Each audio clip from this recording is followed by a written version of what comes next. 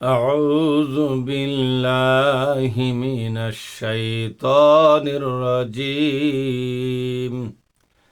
بسم الله الرحمن الرحيم. قالوا سبحانك ما كان ينبغي لنا أن نتخذ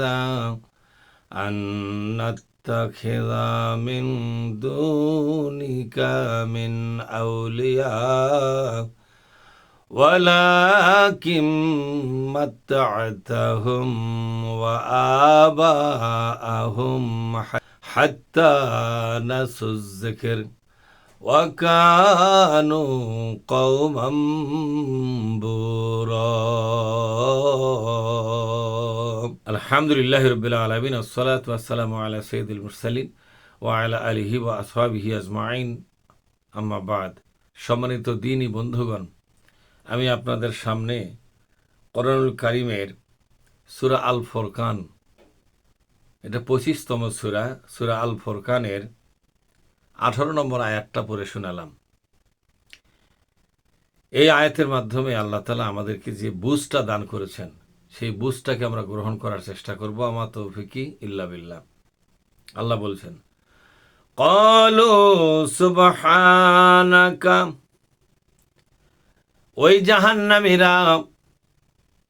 ওই জাহান্নামের জন্য যারা প্রস্তুত হয়েছে, রেডি করে রাখা হয়েছে, এখন জাহান্নামে তাদেরকে সরবরাহ করা হবে, প্যাকিং করে দেওয়া হবে। ঠিক সে সময় তারা বলবে, আল্লাহ তুমি সুবহান, তুমি মহাপবিত্র। এই লোকগুলো মনে মনে ভাববে, আল্লাহ পাক আমাদের উপর রাগ করেছেন, ক্রুদ্ধ হয়েছেন, আমাদের অপরাধগুলো মাফ না করিয়া জাহান্নামে দেওয়ার সিদ্ধান্ত জানাচ্ছেন। আল্লাহ পাকের প্রশংসা করতে পারলে মনে হয় আল্লাহ কিছুটা রেহাই দিতে পারেন। এজন্য তারা বলবে, সুবহানাকা, সমস্ত পবিত্রতা তোমার, সমস্ত দুর্বলতা মুক্ত হলো তুমি। দুনিয়ার সবাই ভুলের মধ্যে আছে, তুমি শুধু নির্ভুলের, মানে হলো সুবহানাক। আল্লাহ পাক বলছেন, এই কথা বলার পরে তারা আরো বলবে, মা কানা ইয়ামবাগি লানা, আমাদের কোনো ক্ষমতা নাই, আমাদের ভিতরে বাইরে কোনো ক্ষমতা নাই, আন্নাত্তাখিযা মিন দুনিকা মিন আউলিয়া, হে আল্লাহ তোমাকে বাদ দিয়া এই দুনিয়ার উলিয়াদেরকে আমরা আমাদের জীবনের একমাত্র নীতি নির্ধারণকারী বানাবো, একমাত্র হেদায়েতের একমাত্র নমুনা বানাবো, আমরা তাদেরকে মেনে চলবো, তোমাকে বাদ দিয়া। এটার কোনো ক্ষমতা আমাদের মধ্যে ছিল না।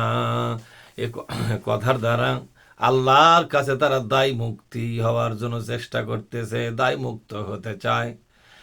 এই সমস্ত লোকগুলো এই দুনিয়াতে যেমন ইমানদারদের ধোঁকা দেয়, আল্লাহকে ধোঁকা দেয়, কিয়ামতের ময়দানে তাদের এই জবানবন্দি তাদেরকে বাঁচাবার কাজে ব্যবহার তারা করবে। এবার আল্লাহ রাব্বুল আলামিন বলেন, ওয়ালাকিন মাত্তা'তাহুম ওয়া আবাআহুম হাত্তা নাসুয যিকর। জাহান্নামীদের ভিতরে সাধারণ কর্মীরা, সমর্থকেরা আল্লাহর কাছে জানাবে, আল্লাহ আমাদের নেতাদেরকে এবং নেতাদের পূর্বপুরুষদেরকে তুমি এত বেশি সম্পদ দিয়েছিলে, এত বেশি ক্ষমতা দিয়েছিলে, এত বেশি ভোগবিলাসের উভয় উপকরণ দিয়েছিলে, এত বেশি সম্পদের আর ক্ষমতার মালিক তাদেরকে বানিয়েছিলে, যে ক্ষমতার ভিতরে পড়ে, সম্পদের ভিতরে পড়ে বেমালুম তোমাকে ভুলে গেছে, তোমার কোরআনের কথাগুলো তাদের স্মরণ থেকে আউট হয়ে গেছে। তুমি যদি তাদেরকে এত সম্পদের মালিক না বানাতে, এত ক্ষমতার মালিক না বানাতে, অসহায় করে যদি রাখতে, অবশ্যই তারা তোমার নাজিল করা উপদেশাবলী কোরআনুল কারীমকে তারা স্মরণে রেখে দিত, কিন্তু তারা বিশাল সম্পদের মালিক হওয়ার কারণে এই সম্পদের ফাঁদে পড়িয়া ক্ষমতা নামক বিরাট একটা পরীক্ষা, বিরাট একটা বোঝার ফাঁদে পড়িয়া এরা সত্যিকারভাবে দুনিয়া পূজারি হয়ে গেল, ক্ষমতাকে পাকাপোক্ত করে রাখার জন্য পাগল হয়ে গেল, সম্পদগুলোকে পঞ্জীভূত করা শুরু করলো যাতে করে চিরকাল তারা এখান থেকে সুখে থাকতে পারে, খেতে পারে। রব্বুল আলামিন, তুমি যদি তাদেরকে সম্পদের মালিক না বানাতে, অবশ্যই তারা তোমার আয়াতগুলোকে ভুলে যেত না, অবশ্যই গুরুত্ব দিত। ওয়ালাকিন মাত্তা'তাহুম ওয়া আবাআহুম, বরং আমরা দেখেছি যারা তোমার দুশমন ছিল, আমাদের নেতা নেত্রী, এদের মধ্যে যারা তোমার দুশমন, তুমি তাদেরকে অনেক কিছুই দিয়েছ, তাদের ভোগ সামগ্রী, এই দুনিয়ার মজা মারার জন্য সব কিছুই তাদেরকে দিয়েছ, এমনকি হাত্তা নাসুজ্জিকির, সব শেষ। এত বেশি পাওয়ার পর, এত বেশি ভোগ করার পর, এত বেশি সম্পদে হাবুডুবু খাওয়ার কারণে আল্লাহ তোমার কথাগুলোকে, তোমার বক্তব্যগুলোকে তারা বেমালুম ভুলে গেছে।